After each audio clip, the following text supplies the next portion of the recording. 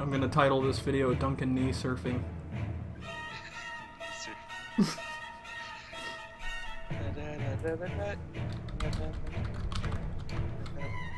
Oh man.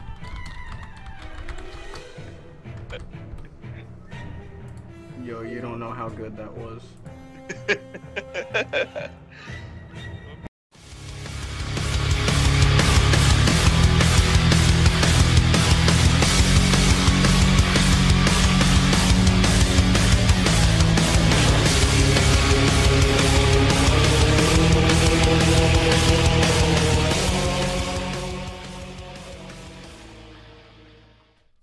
Hey, what is going on, all my fellow godlies and Warframe enthusiasts around the world? I'm going to hurry up and just trigger all of you immediately, rip this band-aid off, and get the healing process done as quickly as possible. Day form is male on Equinox, and night form is female. I'm just going to say it, I don't have my glasses on, but it looks like it might be two different genders. It seems that way, but I can't say for certain. Yeah, as we work on it, we kind of, yeah, female, I don't know, not yet. I'm not too sure. Equinox is both genders. Just because you're responding to us calling Equinox the Bruce Jenner frame doesn't give you the right to utterly butcher the concept artist and his idea. Here's the Bruce Jenner joke starting to fly. No. I was waiting for these. All you do by shitting on the concept artist is make it so others can't benefit from all these beautiful skins that have come into the game. Thus, we end up with shitty ones like the Nova. Alright, but seriously, that's enough ranting. Metamorphosis. Switch forms temporarily, gaining bonus shield and armor, night form or bonus damage, and speed in day form. What I can say about this skill is that it's very unique to Equinox, obviously, since you're switching genders and you're switching aspects. Nighttime! Daytime! Nighttime! Daytime! Nighttime! Daytime! Day form is really geared towards everything damage related, whereas night form is more utility based, which I will go on to explain in a minute. Rest and rage. In night form, targets are put to sleep. In day form, targets become more vulnerable to damage. What I like about this ability in general is that when you sleep enemies, you obviously open them to finisher damage and stealth damage and all these different multipliers. And with the rage, it kind of goes the opposite way. It makes them more vulnerable. It's kind of like the effects of a molecular prime. But moving on to pacify and provoke, in night form, it reduces damage inflicted by enemies, and in day form, increases power strength of nearby allies. One thing that I should know about this ability is the fact that the augment makes it just so amazing. I would say that that augment is a necessity. You absolutely need to have it in your build, because with Pacify, you'll basically be slowing enemies more effectively than what you would be on a slow Nova. And then with Provoke, it actually boosts your allies' damage. Like, all the power strength that you get is going to be coming from Equinox, and it just boosts it completely through the roof to a ridiculous amount of percentage. Now with Mend and Maim, in night form, allies are healed with each enemy nearby killed. In day form, nearby enemies are bled and then subjected to a wave of slashing force. So this is definitively your Trinity or your old school Saren.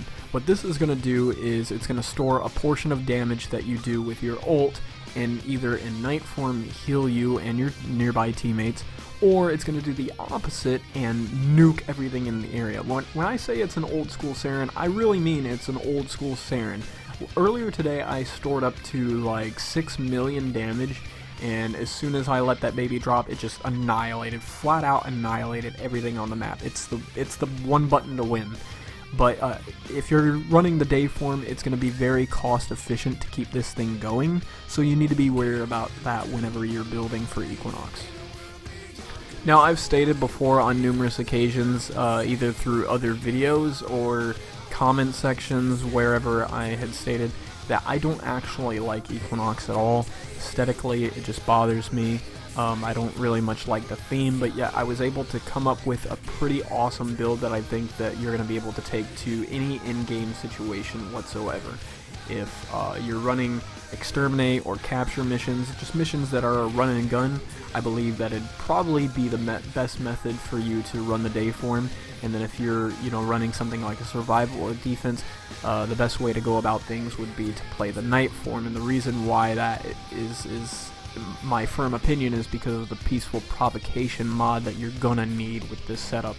Everything else is just really standard. We don't have anything that sticks out. It's pretty much the standard setups we've been running since, day one, fucking Warframe, Godbones Episode 1 Limbo.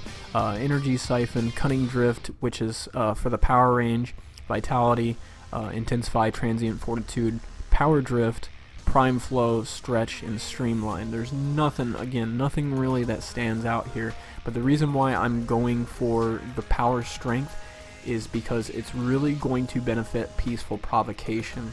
The effects of the Peaceful Provocation are going to be pushed even farther with Power Strength.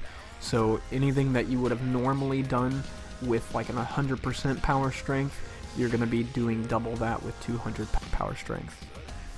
Now in terms of primaries, I chose to run Strun Wraith, and not really because it was requested by anybody or because it fits the build. I think that it does fit the build as long as you're running the day form, you're running and gunning. It's really awesome that you can run this type of setup. Especially if you open them up to damage with your third ability. You can capitalize from the Sweeping Serration, Hell's Chamber, Blunderbuss, Prime Point Blank, Prime Ravage, and then the rest of the dual stat mods, which will bring you up to a 100% status chance. This is just really effective for running the day form Equinox build, but for everything else I have a brilliant tactic to tell you about. Now with Secondaries, you might be weirded out by this. This might come as a shocker to you, but I'm actually using Spira Prime, and the reason why I'm doing this is because it's not for the damage, it's not for any of these mods here. It's more or less to do with the night form, the unique way to activate Peaceful Provocation. What I'll do at the beginning of a mission to set it up is I will stare down at the floor because of concealed explosives and start lighting myself up. With self-damage, you can boost the effects of Peaceful Provocation up to an 80%, whereas in the day form it only goes up to 70%. Why it only goes up to 70%, I don't understand, and why it only goes up to 80% in the night form, I also don't understand, but I do know that with concealed explosives, you can really self-damage, and I prefer concealed explosives with Spira Prime over something with Penta, because with Penta or Ogress, whatever you choose to use, it takes big chunks out of your health, and this you can really monitor the amount of damage that you're doing, that way you don't go overboard, because if you do manage to down yourself, it completely resets the Peaceful Provocation. There's a lot of things that reset the Peaceful Provocation, which nullifiers, obviously, falling off the cliff and being reset, going down. So it's going to be very, very important that you, no matter what you do, you stay alive. Otherwise, Peaceful Provocation gets reset, and then you have to do the concealed explosive technique all over again. Now when it comes to melees, I think that you guys are going to be pleasantly surprised, because quite a few of you have been asking for a while now. You've been requesting for me to cover Atarax, and I personally don't like Atarax. Just aesthetically, it's not anything to do with the damage. The damage is wonderful. I just don't like the look of Atarax. I'm very meticulous when it comes to my loadouts and the way that things look. Everybody knows how important Space Barbie is to me. So Atarax is a weapon that I don't like, put on a Warframe that I don't like, but I decided to cover it, and I decided to make a build on it, and I've come to the conclusion that with these Prime mods, along with Drifting Contact, is definitely gonna be the way to go. When you start using your Peaceful Provocation and you're benefiting from the Shadow Step Narumon lens, this is gonna be beautiful. I mean, it's gonna hit red crits regardless, but what's gonna happen is, because you're stealthed, you're gonna receive, all that extra crit damage on top of the crit that it does with the Narumon lens anyway. And when you get into like really high waves of like T4 survival in the void, any enemy that can take, a spin attack or two put them to sleep, and then, you know, they're back down to getting 1 shot or 2 shot, 3 shot. It's never anything major. This thing can really dispatch any amount of enemies at any level. It's incredible. So as long as you're running a build like this and you're putting your enemies to sleep, or you're making them more vulnerable to damage, plus using the Naramon lens, you just can't go wrong. It's very, very difficult to go down. I think the only time I've ever went down with Equinox using all of these things together was when I was trying to revive allies, but that's usually when I go down anyway. It's not so important what companion you use, but for Equinox, I chose to run with Helios because of the whole expose weakness. What's the detect vulnerability? That's what it's called. It has a chance to scan enemies, and with my spin attacks I have a chance to hit those weakened points, therefore upping the amount of crit damage that I would normally do. So it's not really important that you choose to run with Helios. I just think that it's better synergy when you use Helios because of the detect vulnerability. I think opening up those weak spots definitely makes it easier for you to slash and dispatch all the enemies that would otherwise give you a really hard time. As far as weapons are concerned on your Sentinel, I'm definitely using Volclock. It's probably the strongest rifle of all the Sentinel weapons in the game, and I fully modded this thing with 5 Forma, and I also have a Riven mod for it that increases the heat damage, the overall damage, and the toxin damage. That way I go up to 2,787 corrosive with 828 heat. And on top of that, I have 78% status on this. This thing is going to hit like a truck. As long as you're keeping your Helios alive, then you should have no problem with damage. As far as damage is concerned, Helios is going to be just doing it's just going to wreck. Now, I did mention earlier how I am running the Naramon lens, and I think that it's important to note that Shadow Step is going to be something that I use with the night aspect more so than I do the day aspect. I like to capitalize upon stealth whenever I crit, and since Atarax crits with every single hit that it makes, you're really going to benefit from this. You're going to stay invisible, therefore increasing your survivability. With day aspect, I find that I need to use Zenuric, specifically for those instances when there's leech Eximus around and they're always draining my energy. It's really tough to combat those things.